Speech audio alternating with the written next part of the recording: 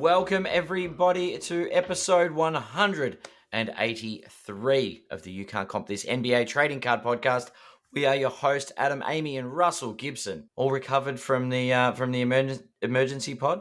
Yeah, we should probably announce a trade that Markieff Morris has been traded to the Lakers. It's a huge Massive. trade, and Massive deal. the Mavericks had to include Luka Doncic to unload his crappy contract And Maxi Kleber that no one wanted, basically. So, Congratulations to the Mavs for unloading Markieff Morris. That's what I say about all this. Good job.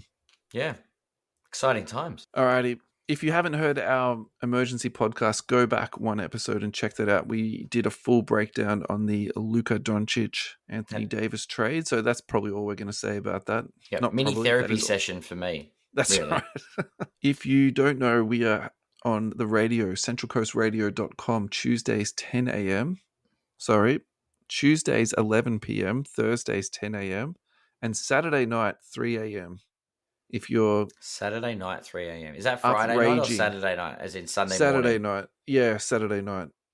Okay, so Saturday night, Sunday morning. Correct. 3 a.m. Okay. So if you're up raging Saturday night and you want a bit of You Can't Comp This at 3 a.m., centralcoastradio.com is your source for all good things. For all things basketball cards. All right, we just spoke about good things. Let's talk about bad things. Backyard breaks. How do we want to lead this? They're a pack of flogs. I think that's a really good way to lead into it. I think we just sort of tiptoe around what they said. They basically just made a whole bunch of inappropriate and very black jokes in a very public forum that could have and most likely had children in it listening.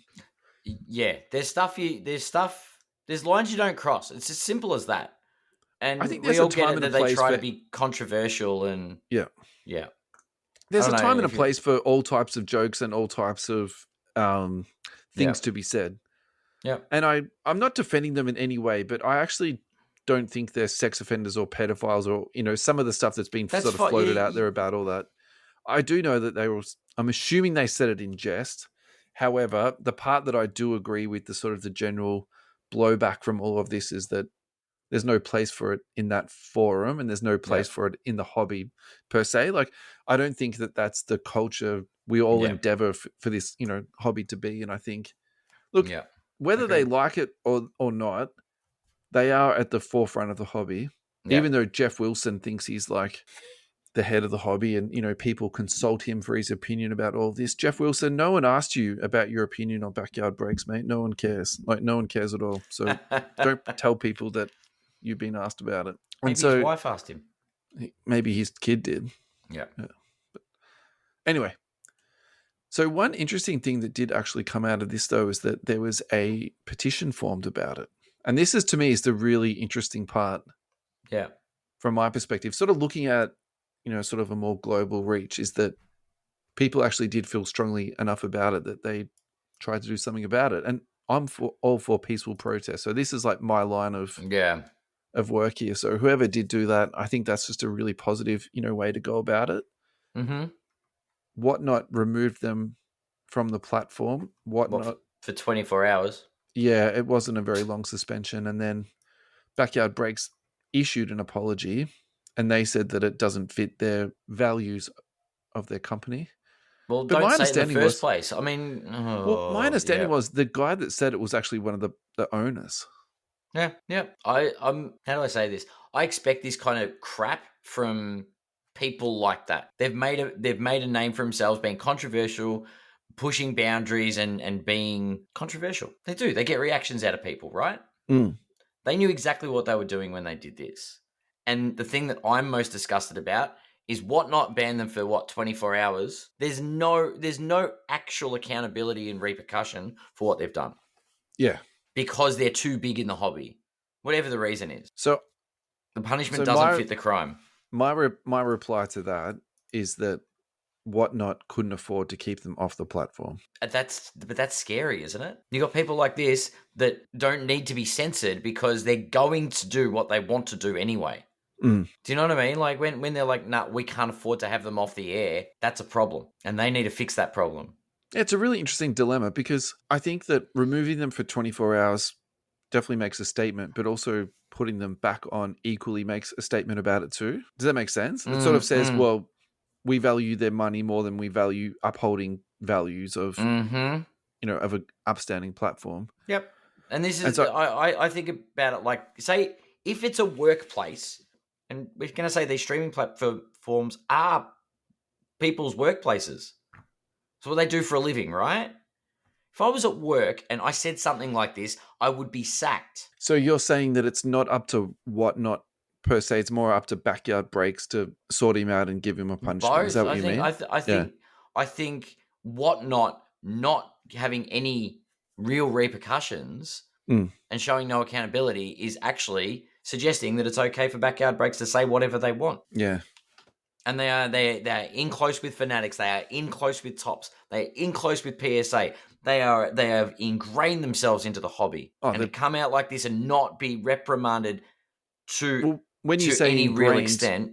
When you say ingrained, what you're really saying is they've got spend more than. Mm-hmm. Like I would say that these days they would break more than Leighton's cards, and Leighton's used to be the kings of breaking. And so, I think for me, this is where it just all lies. It just all lies down with money and that influence that you talk about. But in my head, when you say influence, I just think cash, basically. Cash, so, yeah. But I just don't think that's I really think it's very disappointing from the especially from like Whatnot and like there's no sort of top down. It's like get big enough as a breaker and you can say whatever you want is the message they're sending out. Yeah.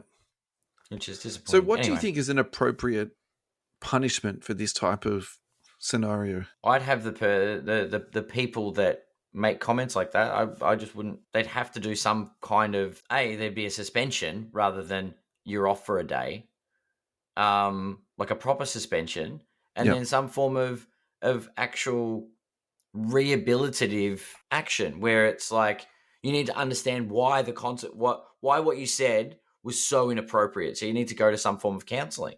Yeah. So that you actually learn and go, oh, well, whatever. I said that annoyed a few people. I'm going to go back on there and do the same thing again. Yeah. All right. Yeah. It doesn't mesh up and the punishment doesn't fit the crime. So I think that what they should do is increase their fee for a particular time. So for example, Whatnot's take is 20%. Yeah. Or whatever it is. Make now it they fiscal. say, okay, for the next 3 months, your take is now 30%. Yeah. So essentially they've got like a 10% penalty. So they pay extra. Right. It's like a fine, so I think guess. we're pretty well established that they can't afford to have them off the platform. So then at least they're still sending that message that, yes, you've 24 hours off. And then in terms of actually what they said, either they need to look at their T's and C's and, improve their behavior code. Because Backyard Breaks argument could be, well, what do we say wrong? There's nothing in the terms and conditions that says that, right? Yeah. So I reckon that's the other thing too. That's the two things that I would probably suggest, like to say. All right, we didn't want to do a long time on this. We've already done nearly 8 minutes on it. What's your final thoughts before we move on? Anything else have we missed? Classic American money talks. Disappointing. That's all. All right, let's finish. Let's leave that behind. 2025 NBA All-Star Game. Who got snubbed? Who made it that shouldn't have? I'll quickly read through the rosters and then you can fire back. Giannis, Jalen Brunson, Donovan Mitchell, Jason Tatum, Karl Anthony Towns. That was revealed last week. Reserves, Jaylen Brown, Spicy P, Darius Garland, Cade Cunningham, Lillard, Evan Mobley, Tyler Hero. Coach is Kenny Atkinson. Western Conference, Steph Curry, Kevin Durant, LeBron James, SGA Jokic, announced last week. Reserves, Anthony Edwards, Anthony Davis, or do we say the man traded for Luka Doncic? James Harden, Triple J, Jalen Williams, Şengün, and Wemby. Alrighty, Adam, who is your biggest surprise omission or addition? Ball is the omission for sure. You know what I mean? Like LaMelo Ball was one of the highest vote getters and should have been a starter. Should have been a starter over Brunson. We know this. Yeah. And this is where we're not talking about when people were just voting for Taco Fall to try and get him into the All-Star game. Yeah. Like LaMelo Ball is having a really good season. Yeah. I don't think it's fair on someone like that to get snubbed. And then obviously in the Western Conference, I'd say. Can I just hold you up there for 2 seconds? Yeah. So I think that Tyler Hero made it instead of LaMelo Ball. The Heat record is 24-23. Sure. And Jimmy Butler is arguably their best player and has missed a lot of games. On the flip side, the Hornets are 12 and 34. Sure. So I think in my head, the narrative there is that's who they chose between. Well, the league are doing the good player, bad team. But yeah. the funny thing is, right, the reason we have the votes is so that the people get to see the players they want to see. Now, the Hornets might be an absolute train wreck this season, but they want to see LaMelo Ball, and the All-Star game is the perfect platform for him. Yeah, I completely agree on that one. I think, going into the West, I think Norman Powell probably deserves a spot, but they picked Harden. Whatever, they picked the other guard. That's a really interesting one for me, actually. So that's my biggest surprise. I did not expect Harden to be in, because also if you look at his numbers too, they're not, for him, his scoring numbers are way down, 21.5 a game. 8.4 assists a game is excellent. I mean, you can't turn your nose up at that. And maybe he's been moving into the second phase of his career for a couple of years now. He's slowing down all the time, but maybe that's what he's going to be, is someone just sets everybody up in the future. I don't know. Yeah, James Harden's got old man game. If he's still playing at 38, you probably don't. Yeah, I'm not going to be shocked. 38, 39, at 28 and 20, the Clippers, maybe that's what it is. They wanted someone to be there from the Clippers, and look, they've had an amazing season when you say it like that, haven't they? So yeah, they're doing really well, and it's just, I just don't think it's fair on LaMelo. That's all. So my big shock is Şengün, and the reason I'm shocked is because, well, there's three reasons why. The first reason why is the Rockets are 32 and 16. I would not have said that. What's more unlikely? You're surprised that he made it. So the Rockets are 32 and 16. That was a surprise for me. I would put that as surprising as Luka getting traded to the Lakers. Like, honestly, I didn't see either of these things playing out. And so then for them to put someone from the Rockets team in, I kind of feel like sometimes what happens is that even if a team has a good year, they'll say, oh, well, you haven't been good for 2 years, so you need to have 2 years of sort of good behavior before you make it to the All-Star team. Whereas that didn't happen this year. They said, you guys are playing great. Someone has to be in, and it's Şengün. So that was the other thing too. Should have Jalen Green been in instead of Şengün? Maybe that's what should have happened. But at the same time, I actually don't care. Like, what's probably more important for the Rockets. I had Şengün. I love this for the Rockets. I think this is so cool.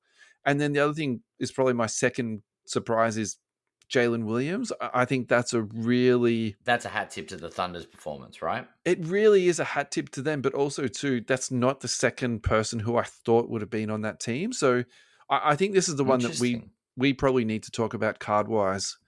Okay. Straight away. Like let's just get into it, because we have spoken about Jalen Williams in this podcast. It's not like we've never mentioned the kid's name, but I also feel as though we haven't been on him or supporting him or saying he's someone we should be buying. And I really think we've dropped the ball on this, and that's fine. We can't catch every prospect that's coming through. Silver PSA 10 rookie card, population is 620, last sold for $180. So yeah, it's not cheap as chips. People have clearly been onto this, way before, what we have. In the last 6 months, he's actually down 9%. In the last 12 months, he's down 6%. So, you can make a really strong argument that his hobby value has been quite strong for a long time, for more than 12 months. Yep. Is what I'm trying to say. That 180 for a silver, isn't it? I think that's what's put me off a little bit too. I don't think he's a $180 card at this point. So clearly the people who are buying into him saw these all-star games in the future, saw the all-NBA potential, all that. Yeah. Look, if he spikes around his all-star selection, my gut feeling is to say sell, because I don't see this kid as a huge prospect and potential. As a long-term, yeah. But at the same time, if you have a differing opinion to me, don't actually listen to what I say. Like, that's... I agree. It's just my bias around that card. I'm just not super high on this guy. So, look, I'm super proud of what Jalen Williams has done this year for the OKC. Yeah, he's good. I've still got him as player. the number 3 guy in OKC, and I think Chet's probably the other one that you look at in addition to SGA. Well, maybe what this actually says, though, is that he is the more reliable number 2. That's true. And Chet is going to be your sort of fill-in who's, when he's healthy, he just, chips in, and he's a really good third option. And I think that's totally fine. But, what that says to me about Chet is you can't put a whole bunch of money into that guy. Yeah. And you buy him on the low, you don't buy him on the high, and you sort of just be very conservative with Chet. Yeah, for sure. Let's do buy, hold, sell for Jalen Williams. I think we need to give this kid a bit more, time and respect, mate. This is huge for me. I think we need to, If someone's been an all-star I in this don't buy fashion, at 180. You don't buy at 180? What do you buy at? What's a good buy for this kid? Probably below sub 150. Yeah, that's what I was thinking in my head too, sort of the 150 mark. But in saying that, I think this is a very good indicator moving forward for this guy. So if you're high on Jalen Williams, stick to your guns. Don't listen to what I've got to say. What if you've never got any Jalen Williams? Is now a good time to buy, looking into the next 5 years?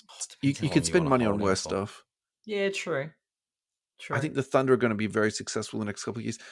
My thing is, though, is that if he does get traded or, something happens to that team, SGA goes, I don't think Jalen Williams is going to be a number one on a good team.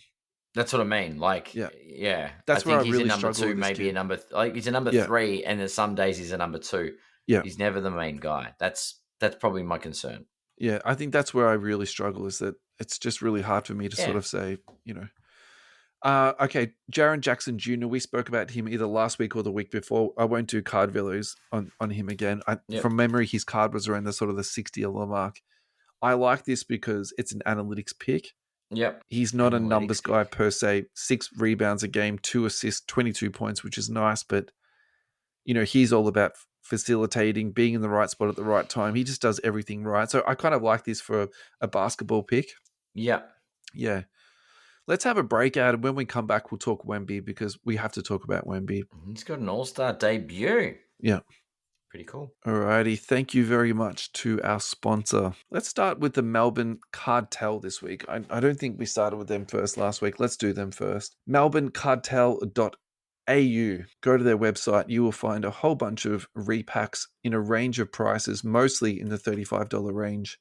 NFL, AFL, UFC, and of course our beloved NBA. Also, too, in terms of reliability for a repack, you don't want hidden cards in there. Every single of their repacks, you can see the full checklist of what you can purchase in those repacks.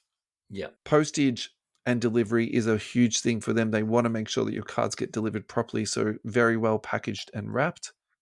Also, use the checkout promo code COMPTHIS10 for 10% off everything, repacks, storage, and they're also now on Whatnot. So check them out on Whatnot at Melbourne Cartel. Thank you very much, Darren and team. Adam, we're back. How you doing, buddy?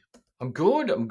It's time to talk about some debutantes in the All-Star game. Yeah, I think we should talk about Wemby because it is a big deal that he has been named. He probably should have been an All-Star last year, and it's just good to see the right people get picked for the game. I think it's as simple as that. Sometimes I feel like in the NBA it's too complicated and they sort of overthink it. Just put the best players in. Yeah. Put Wemby in. Hang on. What about LaMelo? Yeah. Oh, man. Alrighty. Silver PSA 10, population 4,218. It has been a while since we've spoken about this. Oh, my God. All right. So my recollection was the last time we spoke about this, I was making a joke, but half serious about it, that it's going to get to 10,000. I'm kind of feeling good about this 10,000 call. It's slowed down a little bit, but you're far out. It's a lot of PSA 10s, isn't it? There's 6,300 that have gone to PSA, 212 from BGS. Thanks, BGS, for your contribution to the grading community. 243 from SGC, 10 from CGC. I mean, CGC is going to be dead pretty soon. I'm assuming we're going to talk about that at some point, Ed. Yeah, true. That's a lot of, yeah. It gems pretty well too, though. 65% gem rate. Well, yeah, compared to some other cards we've spoken about, 100%. Alrighty, so I think the question for me is this a buy? This is, to me, the really interesting one about Wemby. We know how liquid this card is. Over the last year, it's down 66%. Yeah. Starting price of $2,500. It's currently sitting around that $800 mark, though. So, you know what I mean? Like, is that the right price point for him? I actually think he's probably a $1,200. Do you know what I mean? Like, he's... So, what do you think this card could trade at? 1,200. Yeah, I think he's $1,000 card, maybe overs on that. Okay. The thing is, I believe he's as good as claimed. I will very politely disagree with you on that. Sure. And the reason I say that is just because there's so many of them. Like, so population. Hang on, have we just swapped hats? Because normally I argue about the population. But the population of 4,000 is insane. It is. Okay, let's talk about this. The orange ice population 848, Yeah. is currently trading for $400. Okay. I think that is a significantly better purchase than a silver. I'm actually trying to find, there's nothing numbered on here on card letter, so it's really hard to actually make a call on this in terms of that. So the pink ice, there's 3,000 of those. They're trading for $300. So it's not a home run to buy an orange, but at the same time, you know. What about that So pink one? Pink ice. in terms of an indication of what a numbered would sell for, let's talk about the Tiger Stripe. We don't know exactly how many of those there are, but they're very difficult to get your hands on. They are a true Pop 6. SSP, blah, blah, blah. PSA 10 is Pop 6. Sale price on that is $15K.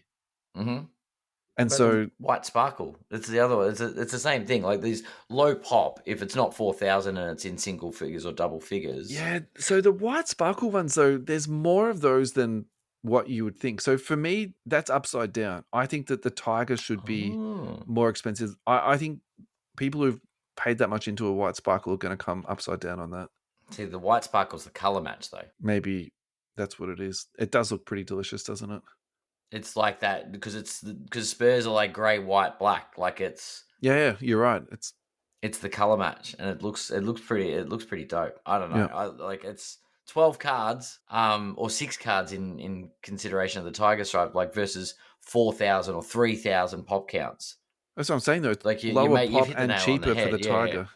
Yeah, you've hit the nail on the head for sure. Look, if I want to get me some Wemby, what would I be buying? Just looking at those 5 cards to choose from in my price bracket, and also in terms of population, I'll just go for the orange. I think that's almost at 25,000. I think that's a very stable purchase. Yeah, I think that even if the population on that goes up, I think it's going to be okay. Yeah, honestly. Yeah. So you'd be on the orange, would you?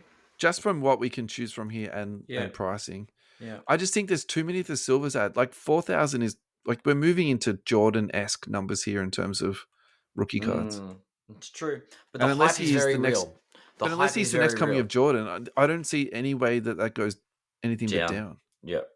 Yeah. Like, why does it go up? Sort of tell me that, and then I'll jump on board. Like, I love Wemby. This is not me like hating on Wemby, peeing on his parade. Absolutely not. Well, it's me. Congratulations, it's the same argument. Yeah, same argument I make about the Luka pop counts, right? Yeah. Yeah. Alrighty. Caitlin Clark was invited to the 3-point shootout, keeping in the All-Star theme. Allegedly, she's disinclined to participate due to the way you have to pick up the balls from the rack and shoot the shots.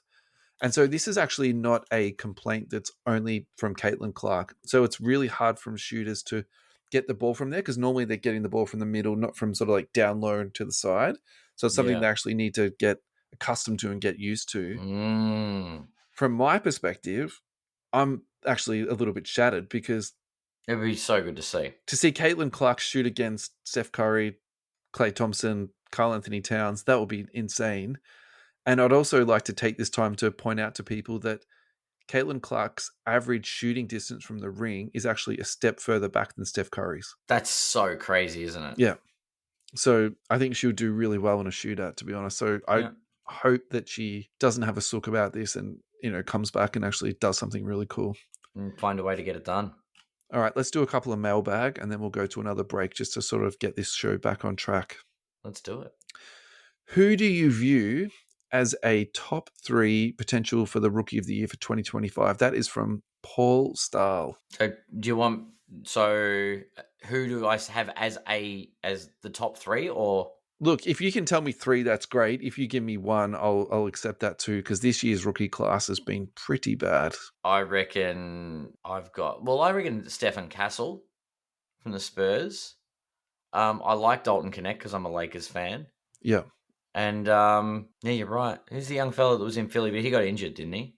Yeah, he's out for the season. Yeah. So the guy. Who's the one that's in Memphis? He was going all right. Yeah. Okay. So you've already said Stephon Castle. I think that's totally fine. The other one that people have been talking about is Jalen Wells. Look, I'm not super high on this kid. I think that Grizzlies team is stacked, and at some point, someone else is going to come into the rotation and just push him out. That's sort of my feeling on that. I don't think he's going to be a lock for Rookie of the Year. Yeah. Look, I personally love Yves Messi. That would who I would like to see get Rookie of the Year. That would be my personal preference. But my deep down belief is going to be Alex Sarr. He started off the year really badly, but actually, you can see the improvement there. And I also think too that numbers aren't everything for the Rookie of the Year race. Like they sort of do tend to look at numbers spread across the board a little bit better. And I think that will benefit Saab because he gets blocks, he gets steals, he gets a little bit of assists. He's actually like a little bit of doing everything. And I also think too, if the Wizards are clever, they'll do this like deep dive analytical thing into his defensive prowess, publish that to the league, spend a whole bunch of money getting that out on socials and sort of bump him up. I kind of hope the Wizards do that for this kid just to, have some type of bright spot. And the other one too is Zach Edey. Like if I was going to pick someone from the Grizzlies who is in this sort of, rookie competition, I love Edey more than I love Jalen Wells. Actually. I like Zach Edey, yeah, for sure. I think Edey's a beast, and he is going to be giving people problems for a very long time. I think he's what an absolute killer draft pick for the Grizzlies. Honestly, I love it a lot. Mailbag number 2, pickup goals for the year, Adam. This is actually a really fun one. Pickup goals for the year. Yeah. Yeah, that's a good one. I think I want to add something big in the way of Steph Curry this year. Yep. For me, that's my cool.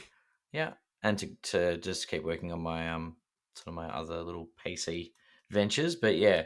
Yep. For me, this is easy, honestly. So thank you very much. It's a really good question. So last year I spoke about doing the 75 years of the NBA set. Yep. I finished that maybe 1 or 2 weeks ago, which I'm really happy about. So I'm going to give my set chasers a bit of a rest for a bit. And last year, I still haven't got my big thing from last year was a Nikola Jokic. Yeah. So I definitely want to get a Nikola Jokic. And I think for this year, it's going to be a Kaboom. I would like to get a really tasty Kaboom. Nice. In lieu of that, a De'Aaron Fox case hit, maybe the micro mosaic. I'm hoping the prices on that will come down a little bit this year. Yep.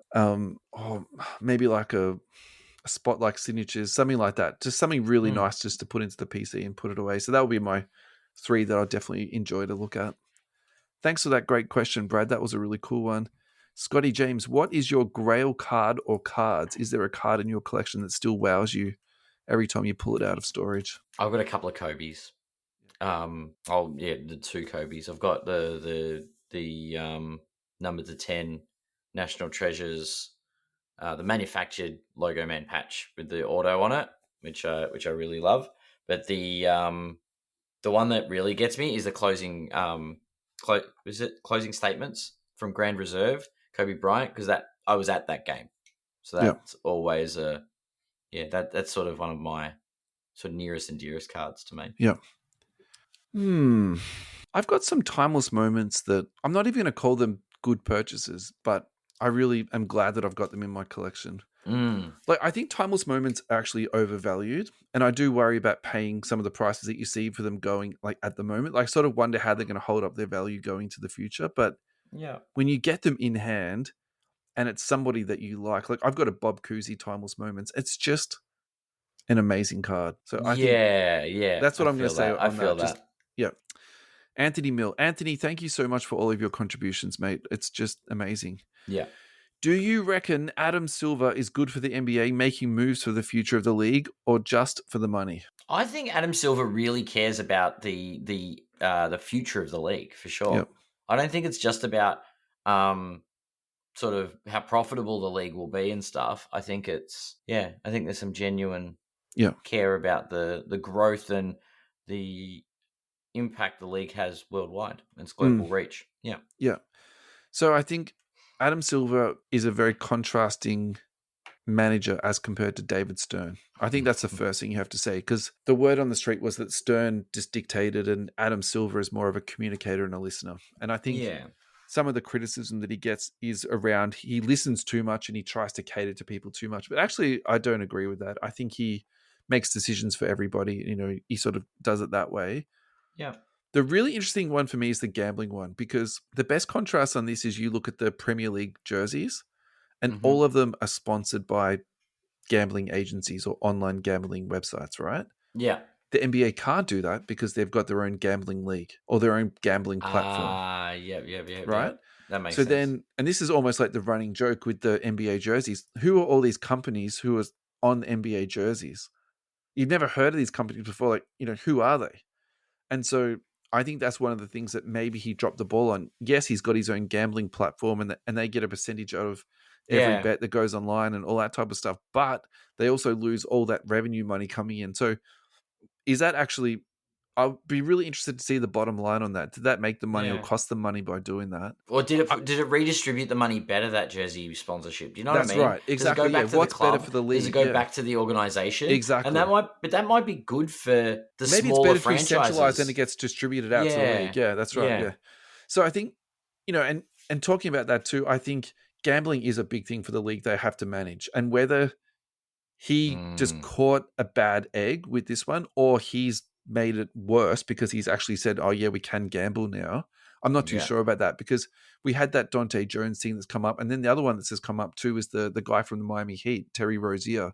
So allegedly he took himself out of a game when there was huge money for him to go on unders, right? So I am definitely keeping an eye on that. I don't think we talk about that anymore, that until the story comes out and is done, because otherwise we're just, just projecting and just trying to guess at what's going on. Yeah, for sure. Look, I think he's really good for the league. I think he's trying new things. I've enjoyed they've got the in-season competition. He's talking now about reducing down the quarters to 10-minute quarters to, come in line with FIBA and make the games shorter and quicker. I would not like to see that. I'd prefer them to make the actual games shorter. So what I mean by that is reducing down the time between, the timeouts, making sure there's not 15 minutes of real time elapsing for 2 minutes at the end of the fourth quarter. That's the type of stuff I like to see. But in the aggregate, I think he's a gun. The last question's from Eddie Ferguson, but actually we've already answered that. How do you think Luke will go in LA? If you would like to hear the answer to that, listen to our emergency podcast, episode 182, and you'll hear all of that. Adam, let's go to a break. Let's do it. Fastbreaktradingcards.com. Thank you so much, John and Alvaro, for all of your support. Go to fastbreaktradingcards.com. Right.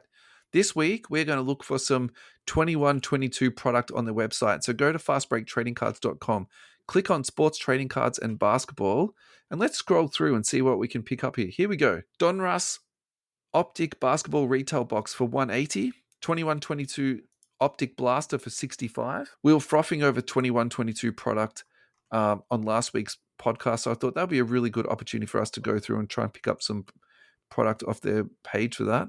Yeah. What else have they got for 21-22? That actually might be it. Here we go. Hoops packs. Yeah. $8 for a hobby pack and $7 for a retail pack. Look, if I was choosing between that, I'll definitely go $8 for a hobby. Yeah. Here we go. $4.40 for Prism Fast Break. Nice. That's not a bad little purchase. And then also too, they've got 21-22 Prism Basketball Mega Boxes. I have to admit, I'm a fan of that for $140. That's not bad at all. Yeah. Alrighty, guys. Yeah, the mega boxes are awesome. Check them out. 75 Tulip Street in Cheltenham. Hours 12 till 6 on Friday, Saturday 9 till 5, Sunday 10 till 4. Thank you so much. Fast Break Trading Cards. Alrighty, let's get to some quick news, and then we are going to do some Adams cards. Haha. Alrighty, bad news here. Jalen Johnson, who is one of my honeys of this season, is unfortunately out for the year. That's not a happy news story. That is not a happy news story at all. And actually, I think I've got the links wrong on this. Don't worry, they're just back to front. It's all good. He's averaging 19 points and 10 rebounds and 5 assists this year, which is like sweet numbers. Look, I really love this kid. I think it's going to be awesome. Anyway, hopefully he's better soon. Shoulder surgery he is undergoing as we speak. Then we've got here for the Pelicans, so just another injury for these guys. DeJounte Murray, season-ending torn Achilles, which is really a 3-year or a 2-year injury for that type of thing. It's going to be a long, long recovery. I think for the Pelicans, that's really bad too, in terms of trying to trade and break up their team and move him on. So essentially, they're going to be paying his contract out with not much going on there. So that sucks for everyone involved there. Best wishes to you, sir. It's not good at all. Adams cards, Adams cards, Adams cards.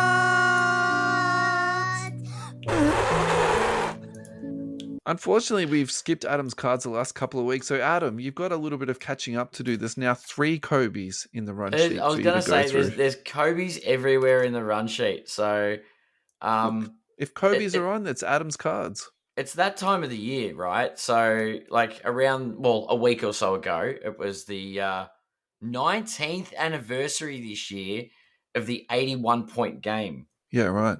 So, yeah, next year will be a big anniversary for that. Seems like players seem to put up big performances surrounding that date, which is interesting. Yep. So all right, let's.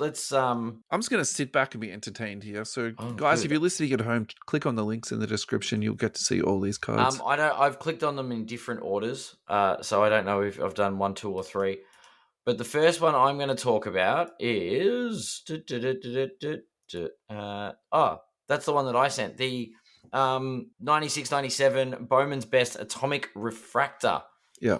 That last sold BGS 10 for $28,800. I think that's that's actually a pretty good price for 0.5 off a black label on that one too, which is an absolute shame. Yeah. Could you imagine that being a black label? That'd be like 100K at least. Yeah, at least. Wow. I like that. I've got a refractor in my PC, and it's a beautiful card. So yeah, the Atomic Refractor is a work of art, I would say, definitely. So I was actually going to say that for people at home, if you don't have an Atomic Refractor in your PC, just go onto eBay and pick up a cheap one for a couple of bucks and just get one in hand. They're excellent. Yep.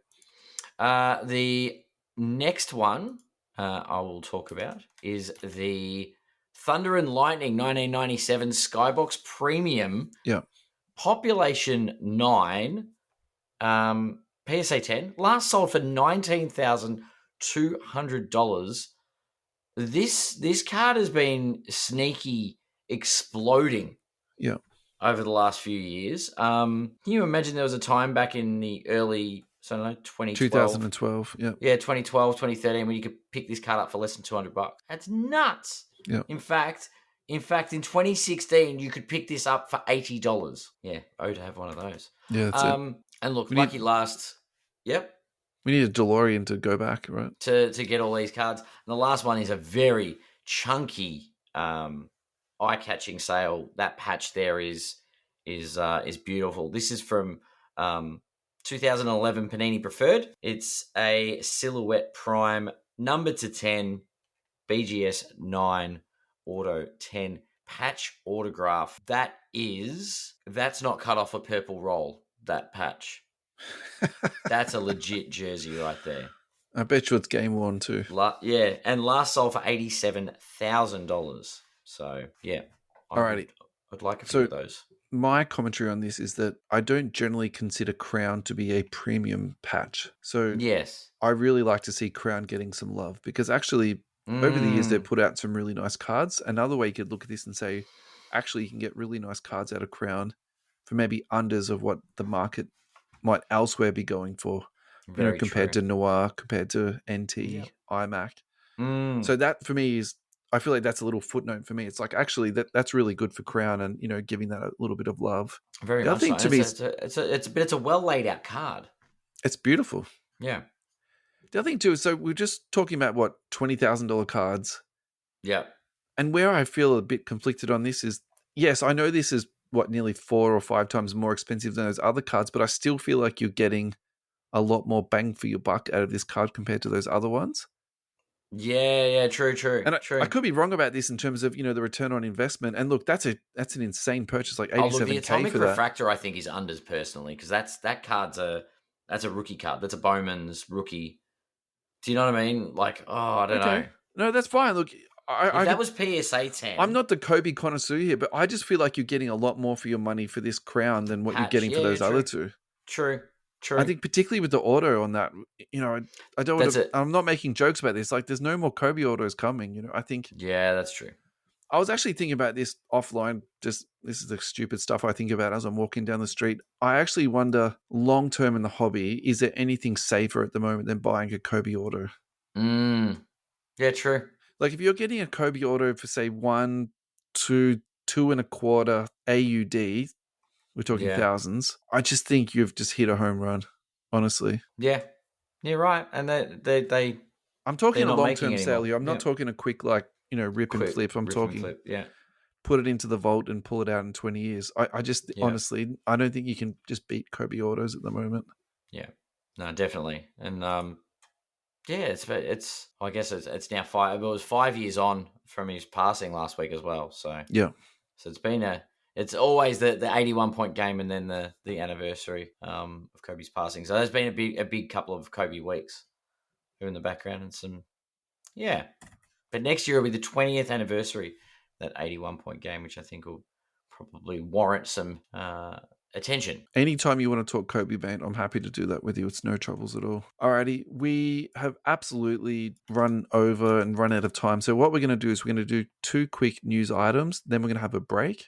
Yep. Then we're going to come back and we'll finish off with a BGS versus PSA conversation, which I've been trying to get going on socials and it finally kicked off. Nice. Did you make up stuff and put it on Sports Cards Nonsense and talk about the time that BGS pretended to be PSA or something? No, I did not. Masquerading. You should have done it that way. It would have got a reaction. Alrighty. Trade alert. The Phoenix Suns and the Utah Jazz traded. So Phoenix has traded to the Jazz their 2031 unprotected first-round pick. No protections on that at all. In return, Phoenix gets a 2025 first-round swap, a 2027 first-round swap, and a 2029 first-round swap. So the way I interpret this is that Danny Ainge is very secure in his job and he's looking towards the future. Yeah. I think that the Phoenix Suns in 6 years' time will have completely gotten rid of this team and rebuilt again. So he's banking on them being pretty bad. Yep. I interpret this for the Phoenix Suns that they're gathering assets to try and make another trade for this year, just to try and do something to get something out of Booker and KD. That's how I interpret this. I think Phoenix have fallen for a Danny Ainge special. I don't know. Yeah. They're going to absolutely get their pen. This is the Jason Tatum trade all over the game with the Philadelphia 76ers, where Boston got Jason Tatum from Philadelphia, honestly. So I think you have to be very careful dealing with Danny Ainge. Yeah. With his track record, you'd have to be almost like... Like with the Luka trade, it's not like they called Utah and were like, Luka's on the block. Do you want to get a deal done? I kind of feel like before you accept the trade from him, you almost have to say, look, I'm going to talk to my mum and call you back and just make sure I'm not getting tricked here. You know what I mean? It's almost like you're a little kid again where you can't really think for yourself or something like that. Alrighty. The other thing I just really quickly put in here too is Jimmy Buckets. This is an old story, but he's been suspended indefinitely now. He's indefinite, isn't it? So all the people who I thought were going to be traded this year, it was going to be Jimmy Butler, number one. But look, we were talking about this before. You know, we went through all the players. Who would you trade Luka for? Jimmy Butler wasn't even in that conversation. And he's asking for $50 million a year. He has to be traded for one of those top 20 players at least, right? Yeah. I don't see how this is going to play out in a good way. I don't know. Jimmy just needs to. Where's Jimmy going to be traded to, Ad? I think Phoenix is the destination. Yeah, that would be actually juicy. I think it's a Phoenix. Oof. Maybe he'll be traded for 3 swaps. Maybe. It'll be an interesting trade, that's for sure. Yeah. Alrighty. Our last break of today is from US Sports Cards Australia. Thank you so much for your support, guys. Go to ussportscardsaustralia.com.au. You will find breaks. Check out My Cards Australia, or another way of saying that is that's where you buy all your singles. If you would like to sell your cards with US Sports Cards Australia, just click on Check Out My Cards Australia and then click on the Check Out My Cards submission. Send them in to Ross. He will sort it out for you. Sell them, send you back the money. Done and done. Collectible protection, hobby boxes, sports memorabilia, and toys. Ross has got it all for sale. Thank you so much to Ross and US Sports Cards Australia. Alrighty, Adam, we're back. Are you ready for the final stretch? I am very ready for the final stretch. Primed and raring to go. All right, great. BGS versus PSA. Who do you prefer? I think I'll start with you, Ad. Who's king?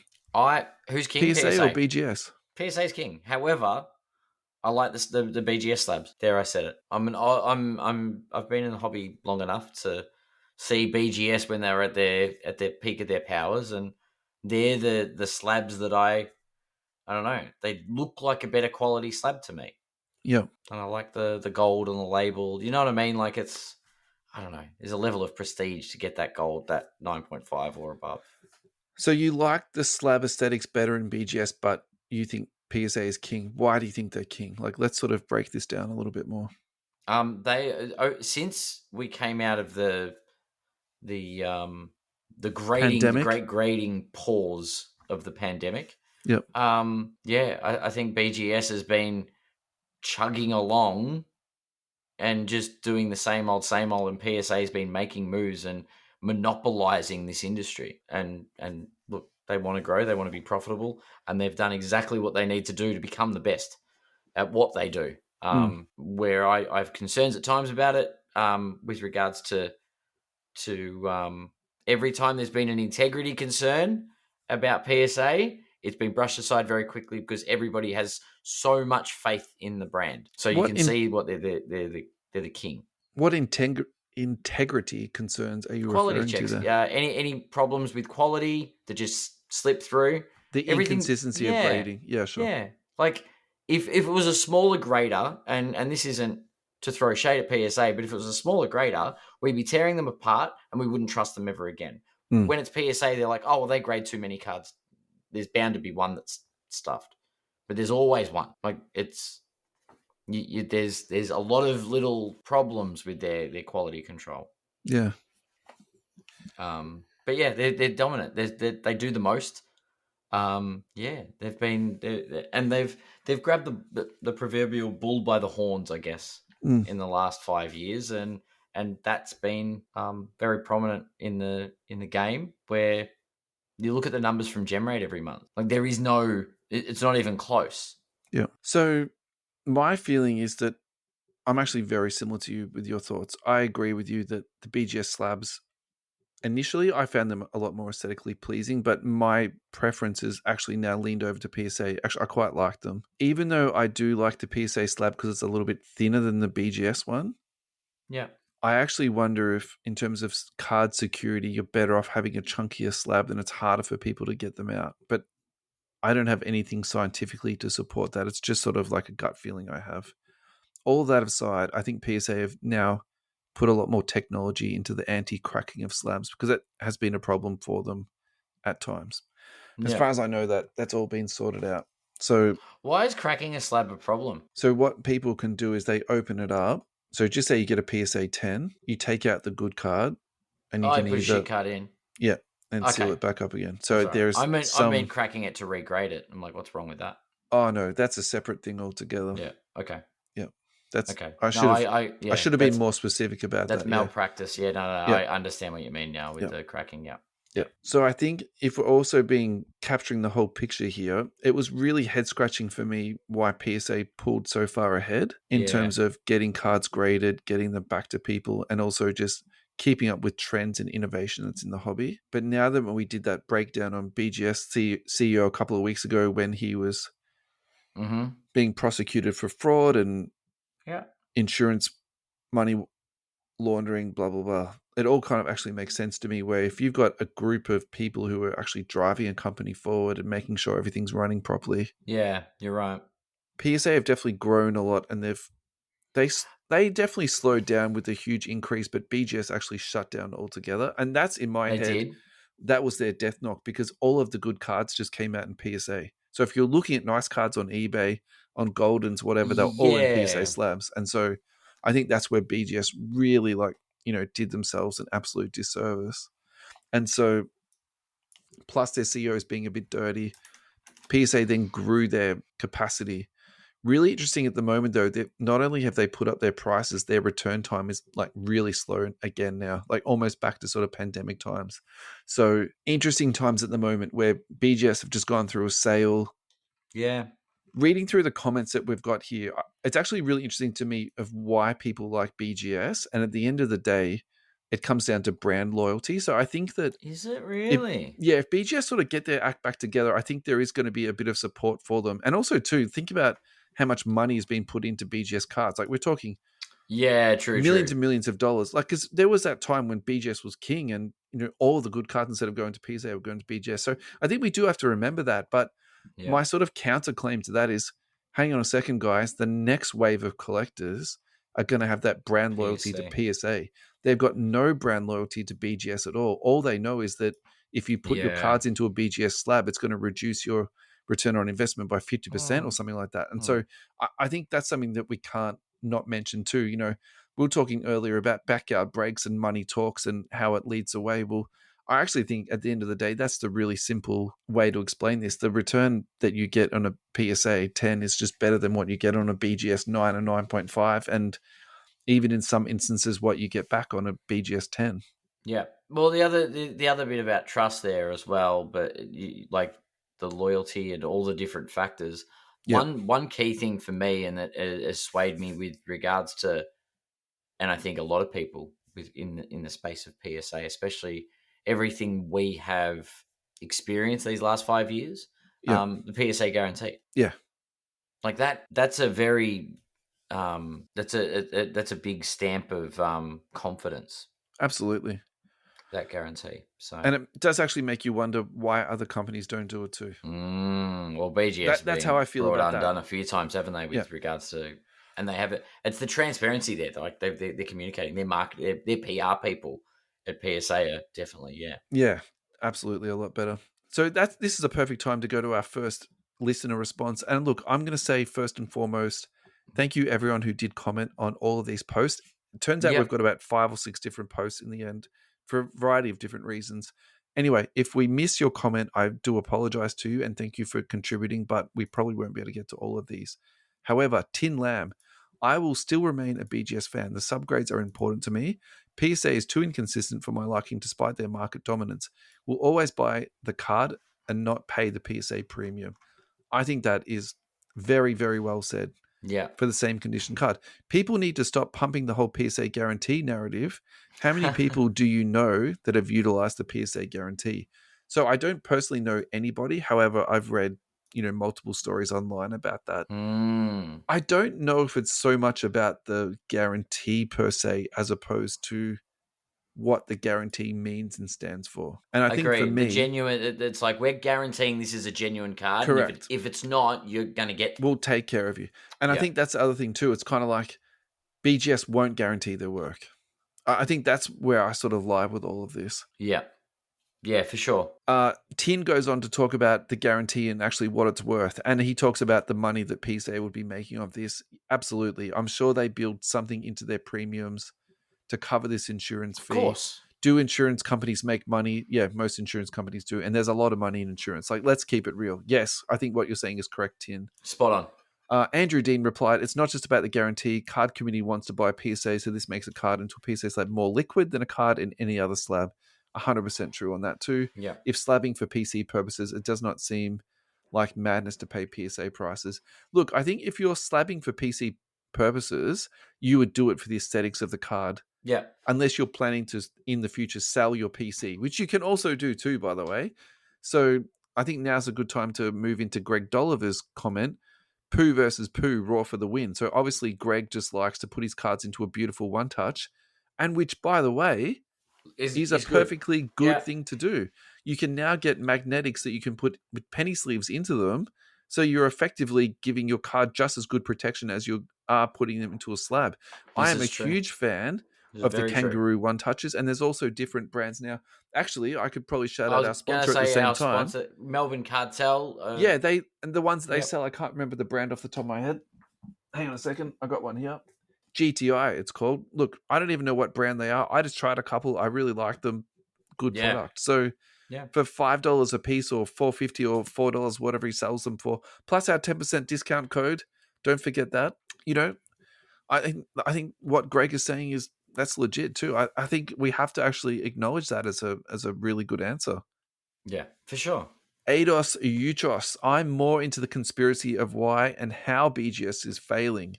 My answer is PSA, despite wait times, clarity behind grades, and no perfect card differentiation between 10s. Someone is bringing down BGS from the inside. They seem unable to move with the times. Trimming card scandals for black labels.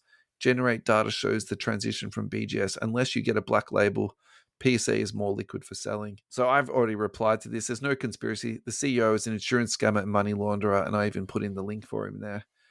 Look, I love a good conspiracy theory, but I'm sorry, Eidos, there's nothing there, mate. It's just but it's interesting that what people used to value with BGS, because we'll remember BGS working, the 4-tiered grading on your slab. Yeah. Right? You get in BGS 9.5. Think about it. People are just like, we just want the 10. There's no perfect grade. There's no 10 plus.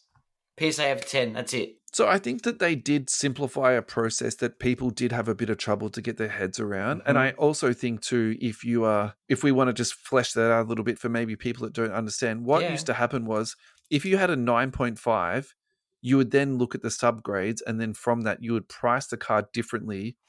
Different 9.5s would have different prices. And so I think the whole thing was quite confusing for some collectors, and maybe it caused some confusion.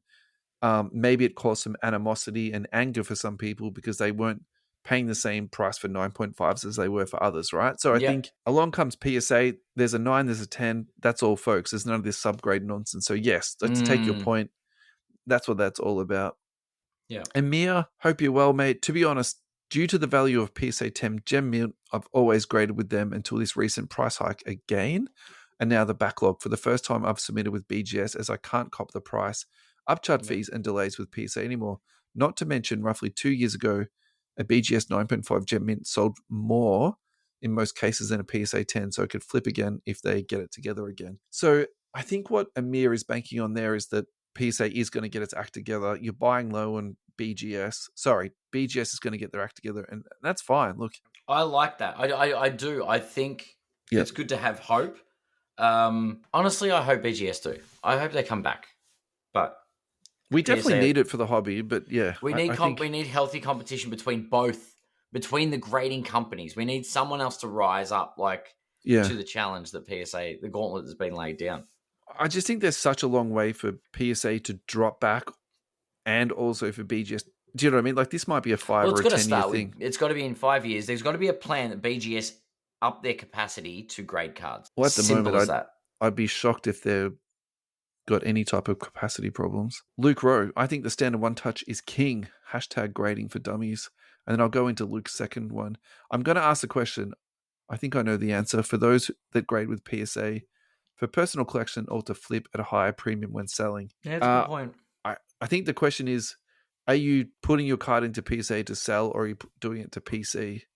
I think you can do both, because I've just sent some PSA stuff off for my own personal collection. Yeah. Like, I'll be honest. Yeah, I'll sell it if I need to, but at the same time, I've got no intention to sell it at the moment. Yeah.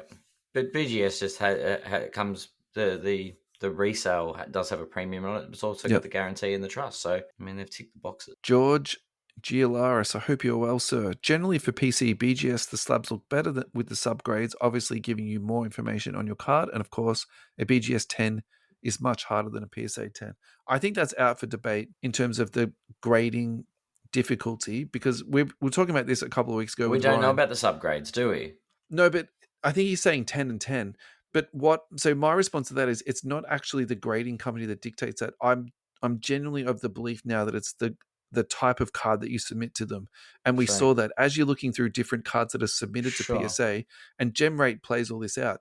What are the difficult cards to gem? What are the easy cards to gem? It's got nothing to do with the grading company. So I think that's like one narrative that I'd probably like to maybe push out a little bit more.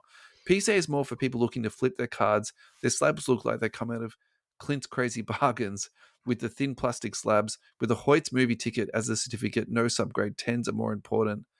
Not making it more unique, and their autograph authentication sector doesn't get me started. Side note, look out for CGC, JSA, and as emerging contender for grading cards. So I think what you're talking about there with the joke about the Hoyt's ticket and the Clint's Crazy Bargains, yeah, that's kind of funny. We did touch on that a little bit already. They're a bit, maybe people can crack them out. Yeah. The CGC comment didn't age very well, unfortunately, because there's just been a huge Pokemon grading scandal with that grading company, which we haven't talked about this week, but we should probably talk about that next week or the week after. The CGC stuff, yeah, for sure. I think CGC are cooked. Yeah. Do you want to pick out one more? We've probably got time for one more. All right, Travis Parker. All hail BGS. Beckett will always have a special place in my heart, forever and always. I spent a lot of time in the 90s looking up prices in their magazines, and staring in awe at Beckett graded cards at my local card store. Yeah. For these reasons, I trust them more than any other grading company. I hope Collectivist Holdings can pump them back up. So this is true brand loyalty, where you think back with rose-colored glasses and you remember the glory days of your youth, right? I think that's what he's saying there. And you know what? If that's how you feel about a product, I got no problem with that. I just think that when you start to sort of look around, the different corners of the hobby and the buying and selling, I think the market has just changed basically. Yeah. Let's actually finish on this one because this is actually touching on what you were talking about in terms of innovation and moving the company forward. This is from Anthony Mild. Beckett moving in Germany. Normally it's the other way around. So this is actually, breaking news, relatively in the last, say, week or so. Beckett will open its first international grading center in Germany. So really interesting one for me. PSA have chosen to go to Japan and BGS have chosen to go to Germany. So why don't we use this? Yeah, like yeah. Why don't we use this as like a one-to-one sort of, comp to see, how this plays out better? I probably think that Japan is the smarter choice than Germany, but that's just me. Yeah.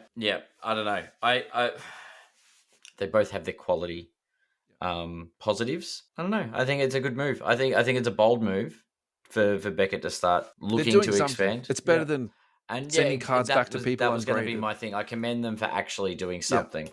Putting some money back into the company. So they're starting to it's not just going to sink and die, which is great. And I think that's very good for the hobby. Adam, thank you for a great show. Listeners out there, thank you so much for supporting us. Please go onto YouTube. We need 4 more subscribers and we give away a box. Check us out on centralcoastradio.com. We'd love to hear you and, see you listening to our stream on that. That would be fantastic. We have music, basketball talk. Bit of everything. Yeah. No, thanks for another great show. Hopefully there's no more crazy stuff before the trade deadline. But if there is, we're ready on standby for another emergency podcast. I'm definitely going to need a new NBA Jam t-shirt. You have to get a Lakers one with Luka and LeBron. That would be sick. Thanks, guys. We'll see you all next week. Bye-bye.